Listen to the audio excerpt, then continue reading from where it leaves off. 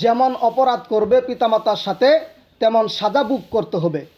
তামবিহুল গাফিলিন নামক কিতাবের মধ্যে আছে, এক ব্যক্তি তার পিতাকে লাঠি নিয়ে দাওয়া দিচ্ছিল, আর পিতা দৌড়াচ্ছিল সন্তানের দাওয়া খেয়ে।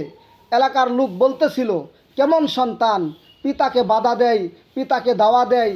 তখন পিতা বলছিল, তোমরা আমার সন্তানকে কেউ বাধা দিবে না, কারণ আমিও যখন ছোট ছিলাম, আমিও যখন আমার সন্তানের মতো বয়স ছিল, তখন আমার পিতাকে এইভাবে দাওয়া দিচ্ছিলাম।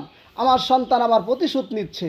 প্রিয় বন্ধুগণ, পিতামাতার সাথে সদ আচরণ করতে হবে, তাহলে আপনার সন্তানও আপনার সাথে সদ আচরণ করবে। পিতামাতার সাথে খারাপ আচরণ করলে আপনার সন্তানও আপনার উপরে খারাপ আচরণ করবে। পিতামাতাকে কষ্ট দিলে তার সাজা দুনিয়াতেই ভোগ করতে হবে। আল্লাহ রাব্বুল আলামিন বলেন, তোমার পিতামাতাকে যদি তুমি কষ্ট দাও, তোমার ধ্বংস অনিবার্য।